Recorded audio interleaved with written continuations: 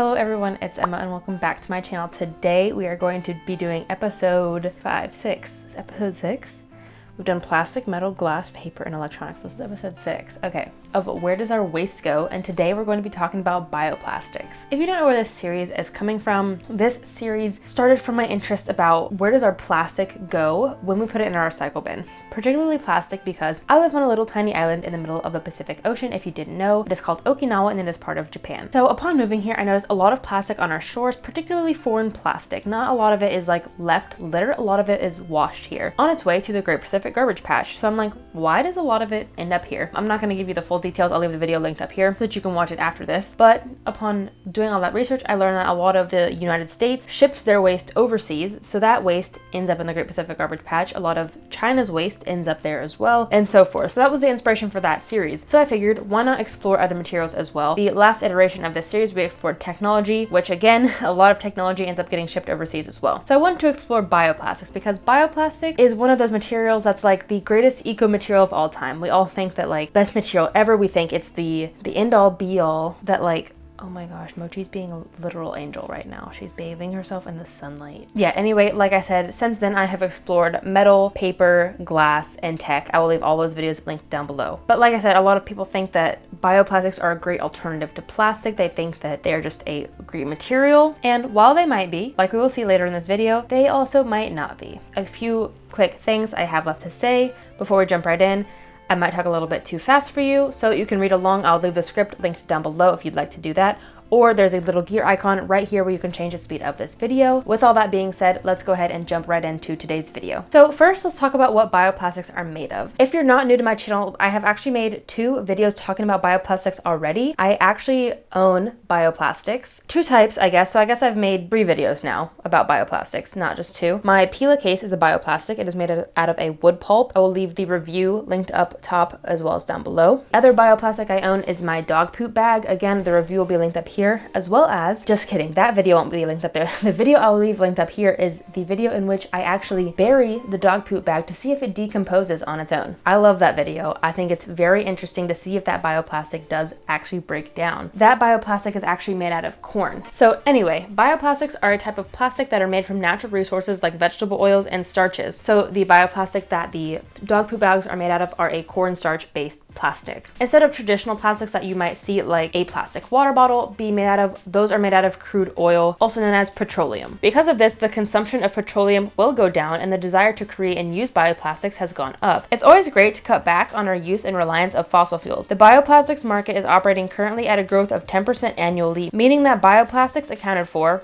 around 10 to 15% of the plastic market in 2016, but is predicted to reach 25 to 30% this year. In fact, it's becoming so popular that the market this year is around $17 billion and is expected to be $44 billion in just 2 years. This might not seem too good because right now, bioplastics are being created using brand new plants. For example, the dog poop bags that I use, they're growing brand new corn to use to make these dog poop bags, when instead they could be turning that corn into food. It's not ideal. Companies are trying to find better ways to create these bioplastics out of stuff that is like food waste, for example. Students of different schools are developing ways to make bioplastics from wastewater and solid waste. Chanjan found a way to create them from acids using things like vinegar. And you can read more about this method linked down below. Another alternative is from a company called Full Cycle Bioplastics in California, who create a type of bioplastics from organic waste instead of virgin plants. So they use food waste from crop residue, like the stalks of plants, instead of actual like corn itself. They also use leaves, garden water, and other sort of residue. They also use unrecycled paper as well. This type of bioplastic is used to make traditional single-use material and instead is compostable and marine safe. So if it does end up in the ocean, it doesn't harm marine life like traditional single-use bags. And there's a whole array of companies out there trying to make bioplastics out of more materials like this instead of making them out of virgin plants, making them out of byproducts and making them out of plant waste. I guess, as well as trying to make bioplastics more safe for the environment, making them more safe for marine life, and so it's not so harmful like traditional plastic. They're also trying to use things like grasses, wood scraps, algae, methane, sugars, and so forth. Next, let's talk about how bioplastics are made. So bioplastics are actually polymers that are made from bacteria. The bacteria produce polymers once a source of carbon is added in excess and at least one other nutrient or material is added. The bacteria use sugar from plants to fuel the cellular process to create a polymer. The polymer is then extracted and dried to be turned into a bioplastic. A perk of bioplastics from the beginning of its life cycle is that it is made with renewable biocarbon. And of course, a great perk of bioplastics is that it is very great to be less and less reliant on fossil fuels. There are also different types of bioplastics, so let's go ahead and talk about a few of those. The first type is PLA. I'm just gonna put the name on the screen. I'll try to pronounce it. I think this first one's easy. The next one I'm not even gonna try to pronounce. This first one is polylactic acid. Yes, this one was easy. This is the most common type of bioplastic. This one is typically derived from vegetable oils and vegetable fat. It can also be different types of vegetable starches. This one is typically derived from vegetable oils, vegetable fats, cornstarch, tapioca, microbiota, and other resources. It is a transparent plastic that can be molded, turned into films, sheets, and even spun and 3D printed. The best part is that PLA can degrade in soil or sunlight, but a downside that is only stable up to 110 degrees Fahrenheit, meaning that it cannot be used for food purposes. So if I were to guess, I would guess that my dog poop bags are probably made out of PLA. Same with like grocery store bags. If your grocery store bags or maybe your makeup remover wipe are a bioplastic, they're probably PLA. But for example, if you were grabbing food to go and your food to go container or your food utensils were a bioplastic, they are probably not PLA. They might be the next one, which is PHA. Again, name right here on the screen. I'll go ahead and try to pronounce it for the sake of humor. Oh, it's not that hard, I don't think. Polyhydroxyalkanoate. We'll just stick with the name.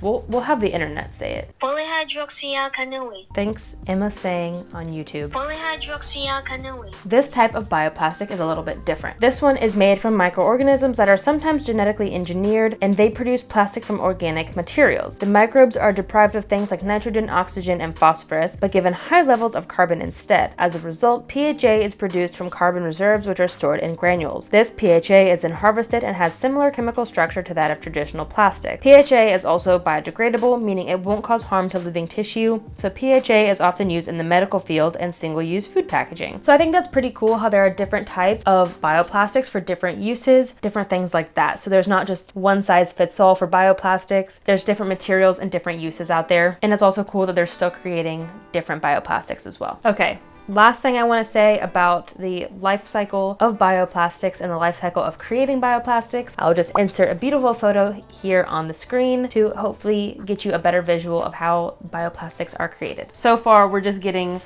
some terminology straight because this is very scientific. So I hope you're staying with me. We're really about to get into the nitty-gritty about where our bioplastics go, why they're not so great for the environment. We're getting into it now. We just have to get 3 more terms set in stone really quick, and that is the difference between biodegradable, degradable, compostable. So here we go. First is degradable. All plastic is degradable, technically, even traditional plastic, but just because it can be broken down into tiny fragments or powder does not mean the materials will ever return to nature. Some additives to traditional plastics can make them degradable more quickly. Photodegradable plastic breaks down more readily in sunlight. Oxidogradable plastic disintegrates more quickly when exposed to heat and light. Next, let's talk about biodegradable. This is probably a term that you see a lot on packaging. You might even see this on greenwashing packaging. Biodegradable plastic can be broken down completely into water, carbon dioxide, and compost by microorganisms under the right conditions. Biodegradable implies that the decomposition happens in weeks to months. Bioplastics that don't biodegrade that quickly are often called durable, and some bioplastics made from biomass that cannot be easily broken down by microorganisms are considered non-biodegradable. And lastly, we have compostable. Compostable plastic will biodegrade in a compost site. Microorganisms break it down into carbon dioxide, water, inorganic compounds, and biomass at the same rate as other organic matters in a compost pile, leaving no toxic residue. So that's the key factor there when it comes to compostable, is no toxic residue. Okay, now that we got all that out of the way, 15 minutes later, big elephant in the room, are bioplastics really better than plastic? Let's talk about it. In the first video in this series, we learned that plastic is very difficult to recycle.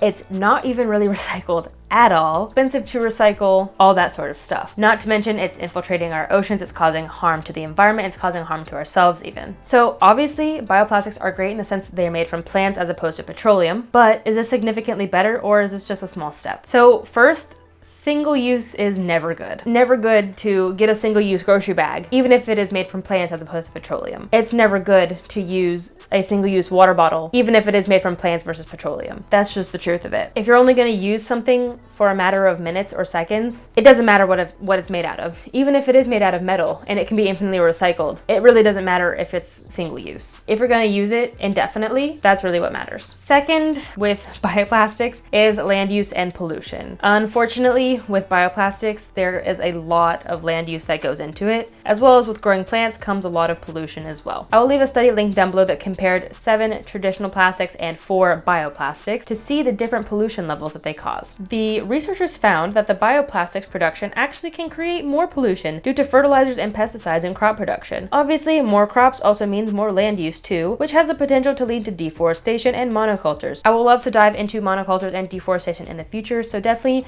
subscribe to stay tuned for those topics if you're interested in that. If the market for bioplastics continues to grow up, the more and more demand that there will be and the more potential for deforestation that can happen. Experts agree that it would require more than 3.4 million acres of land, which is larger than Belgium, the Netherlands, and Denmark combined, to create the demand for the bioplastics that could occur. Not to mention you have to factor in the running machinery to create these products, which could potentially be running off of fossil fuels instead of renewable energy. That creates a big problem as well. Next, we need to talk about using this food to feed ourselves instead of making plastic. I bet you probably all saw this coming. This is up for debate. Obviously, our world is scarce on food. Is making food-based plastic causing food shortages? Maybe. But are there other reasons causing food shortages? I'm not going to dive too far into it here. I want to dive into it another day. But briefly, most of the corn and soy production in the world goes to feeding cattle. I'll leave all these sources linked down below as well. So simply put, eating less meat or going vegan completely can help food scarcity as well, especially since bioplastic production is still so low in comparison the corn and soy production to feeding cows. I don't think that we can put all the blame on bioplastics. So yes, I think eliminating less bioplastics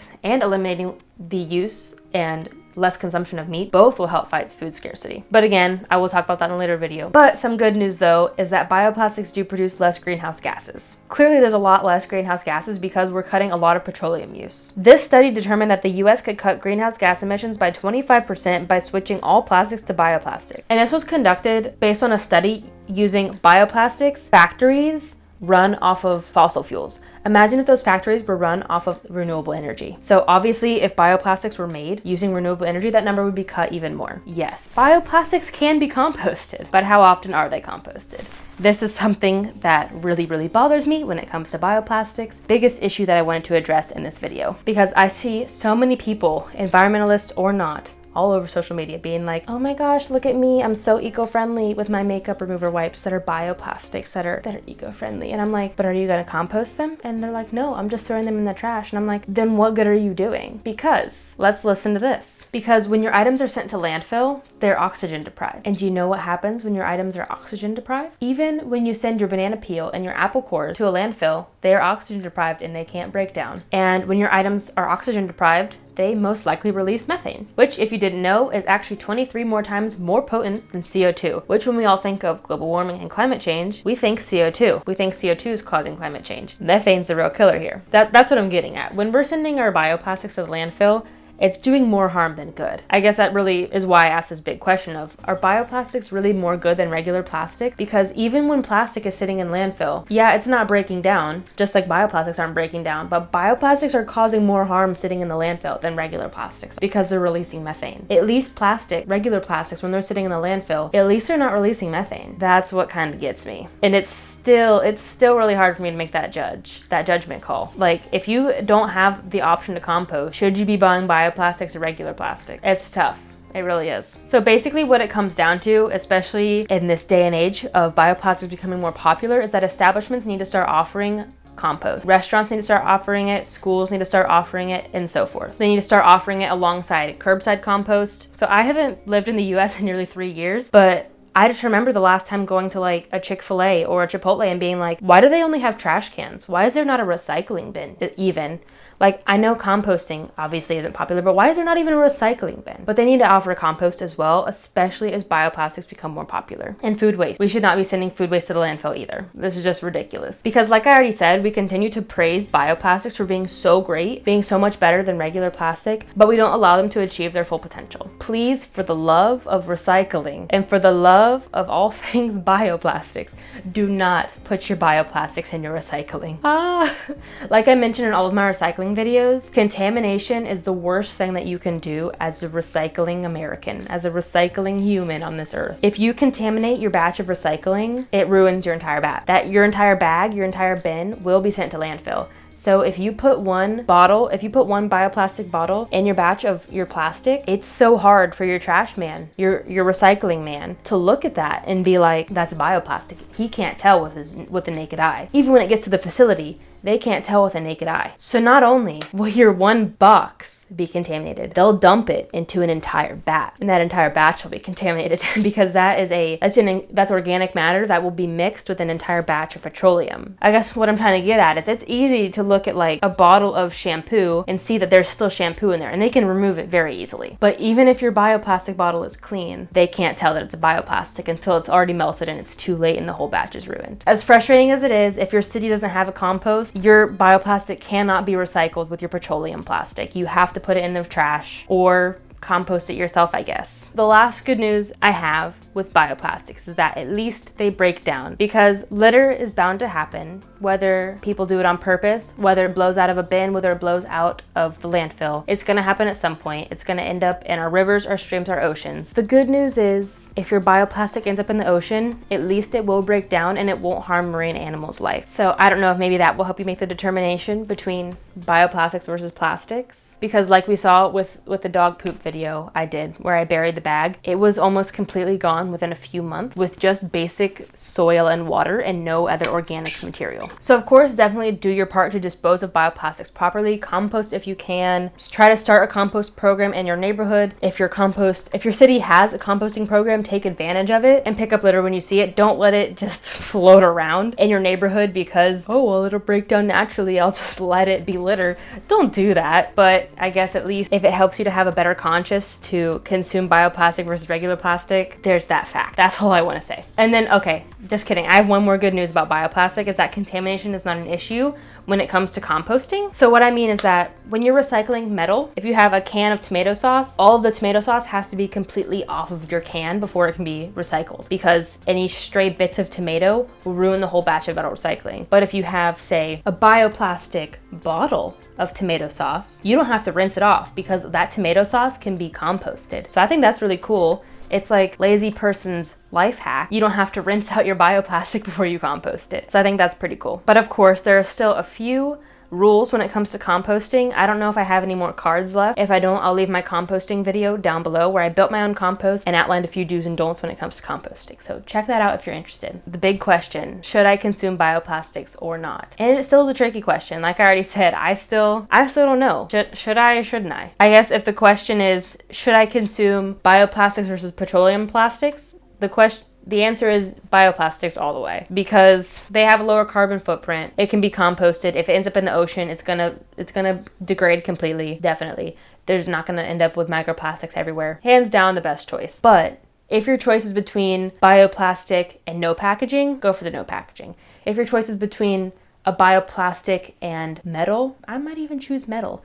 Just because metal is infinitely recyclable. There's still a lot of issues with bioplastics just because it's so new and all that stuff. As always, I still think a lot of it still comes down to personal judgment, whatever works best for you, whatever fits your personal preferences, whatever you have easy access to, especially with compost. So for example, for me, I will probably still always pick metal because metal is easily accessible, metal is easy to recycle, it is infinite to recycle, and that sort of stuff. Metal is number one where I live. But if I move to an area where I have access to commercial composting, I will probably always choose bioplastic. Where I live currently, I don't have commercial composting. I do have my own compost bin, but it's this big. I don't have enough space to house a whole bunch of bioplastics. So if I put a bunch of bioplastics in my compost, it's just not going to be healthy. So that's what I'm getting at. If you don't have commercial composting, you probably should opt for a different material. Probably not plastic, petroleum-based plastic, because that's just the worst of the worst materials. Again, watch my first video in this series. So I kind of end all of my videos in this series talking about that. It all depends on where you live, the recycling rates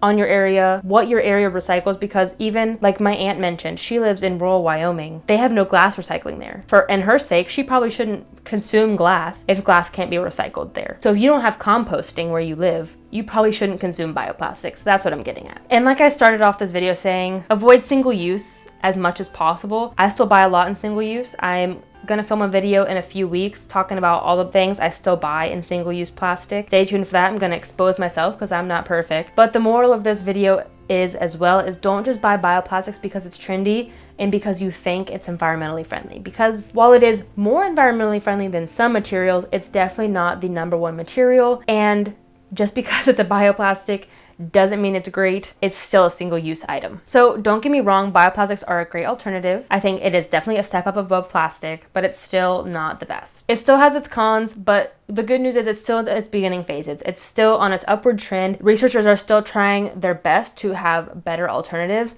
to use more byproducts of plants instead of virgin plants. So I think that's great. I think they're definitely on the upward trend to make bioplastics better and better and better moving forward. But again, don't just praise bioplastics for being the best of the best right now. Eventually they might be. At its current state, they're really not. So keep an eye out for these new materials that are using less land, less water, less chemicals, and less virgin plants, because I think those materials are truly really great. Again, check out all of the videos I already mentioned. Check out all the resources I used to make this video. Thank you so much for watching this video if you made it all the way through. I'm so sorry this got very long. It was just very sciencey. It required a lot of research, a lot of explanation, because I'm not an expert in this. I guarantee you're not an expert in this either, so it required a lot of explanation before we really got into the vegan meat of this video. I really appreciate you taking some time out of your day to learn more about bioplastics, to learn more about where our waste goes. If you want to check out the rest of this series, I will leave all of the videos I made in this series linked down below. If you like this video, don't forget to give it a thumbs up. I would really appreciate it. If you learned anything valuable from this video, from the rest of this series, I would really appreciate if you shared it with others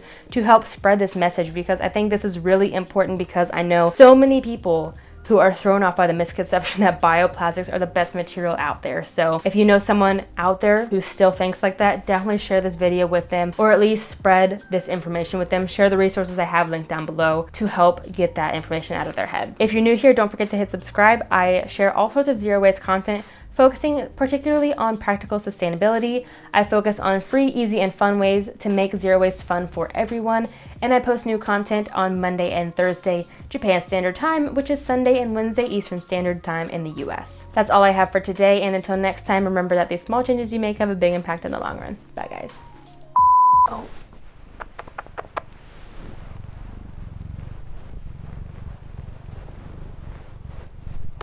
Go ahead. Are you gonna keep doing this? I think that's a yes. Listen to that purr. That's cute. Oh good, I did hit record. I didn't think I hit record. Thought I saw a bug. Gasoline. What's gasoline made out of? Petroleum.